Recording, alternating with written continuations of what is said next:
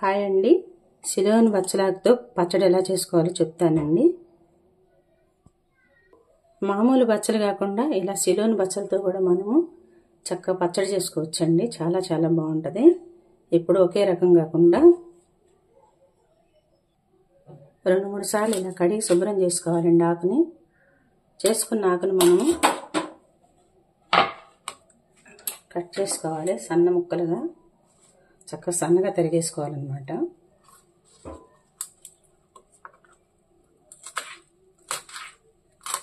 ఇది మా ఇంట్లోనే కొంచెం ఖాళీ స్థలంలోనే పెరుగుతుందండి. చక్కగా వస్తుంది. 360 రోజులు ఉంటుంది. దీంట్లో మనకు ఐరన్, కాల్షియం అన్నీ అందుతాయండి. ఆరోగ్యానికి కూడా మంచిది. ఇలా పప్పు కూడా చేసుకోవచ్చు దీంతో. ఇలా మొత్తం కట్ చేసుకోవాలండి. ఆకు మొత్తం ఇలా కట్ చేసి పెట్టుకోవాలండి. ముందుగా స్టవ్ వెలిగించుకునండి. కడాయి పెట్టుకోవాలి. పెట్టుకుని దీనిలో మనము ఒక 2 స్పూన్ల ఆయిల్ సరిపోతుందండి. ఈ ఆకుకూరకి ఎక్కువ అవసరం లేదు. ఒక 4 స్పూన్ల ధనియాలు,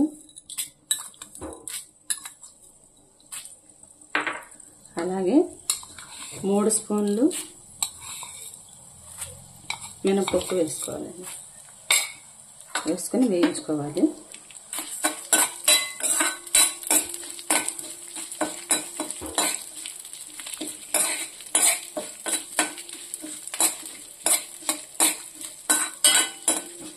అలాగే 5 ఎండుమిర్చి కూడా వేసుకోవాలి. ఇవి బాగా కొంచెం ఎర్రగా వచ్చేటట్లుగా వేయించుకోవాలండి.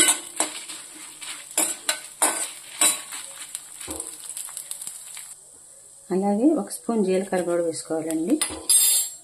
ఈ వెల్లుల్లిపాయలు కూడా ఊరికి వేసేసుకోవాలి. ఇది వేగిపోయింది. పక్కకు తీసేసుకున్నాము. ఇప్పుడు ఈ పచ్చలాకును కూడా వేసేసుకున్నామండి బాండీలో. అవి తీసి పక్కన పెట్టుకుని మనం వేయించుకున్నవి దినుసులు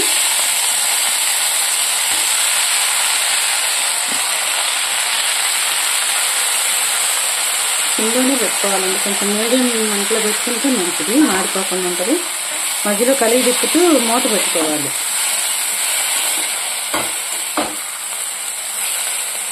ఒక 5 మినిట్స్ అయితే మగ్గిపోతుందండి. మూత పెట్టేసుకున్నాము.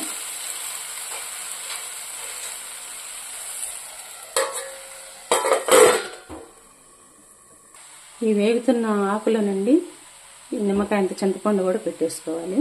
దీంట్లోనే మగ్గిపోతుంది. అప్పుడు కడిగేసి పెట్టాలి.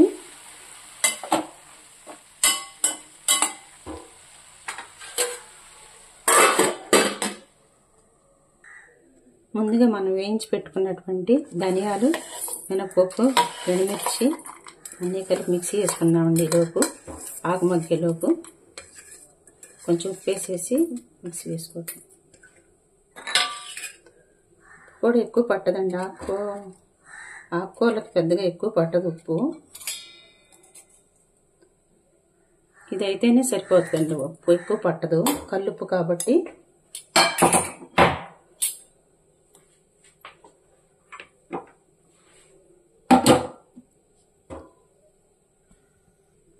మిక్సీ వేసుకోవాలండి.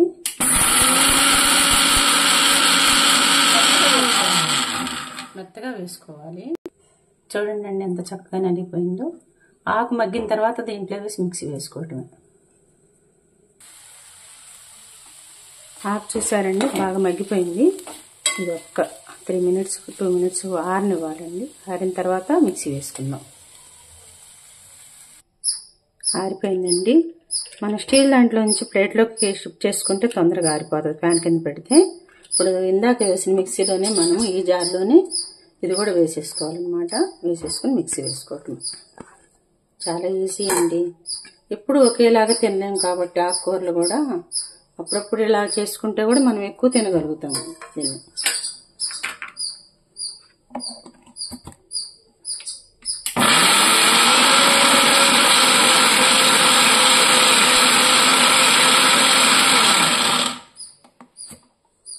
చూడండి ఫైన్గా వచ్చేసింది.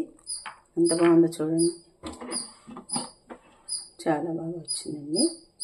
ఇంకా తాలింపు వేసుకోవడం. దీన్ని కొంచెం ఉప్పు చూసుకుని తాలింపు ఇప్పుడు మనం తాలింపు పెట్టుకోవాలండి. 1 స్పూన్ ఆయిల్ సరిపోతుంది తాలింపుకి.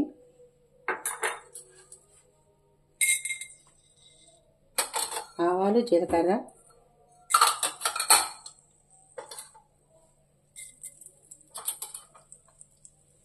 పసుపు,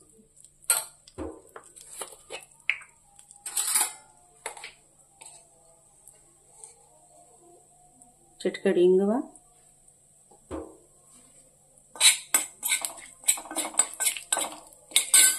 ఎండుమిరపకాయ అండి,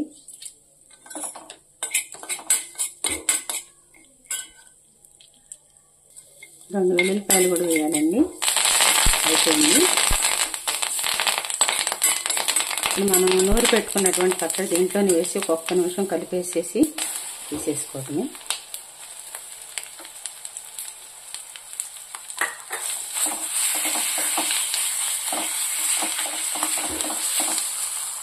డిష్లోకి మనం షిఫ్ట్ చేసుకోవటం. ఇంకా చాలా బాగుంటుందండి, ఆరోగ్యానికి కూడా మంచిది. మనం ఎక్కువ ఆకు తింటాం. ఇలా అయితే పప్పులో అయితే కొంచెం పప్పే ఎక్కువ ఉంటుంది కదా మనకి, అందుకని. ఎంతో రుచికరమైనటువంటి శిలోనాకులు పచ్చడి రెడీ అండి. చాలా బాగుంటుంది. ఇది అన్నంలోకి చాలా చాలా బాగుంటుందండి. 2 రోజులు కూడా నిల్వ ఉంటుంది అన్నమాట ఈ పచ్చడి.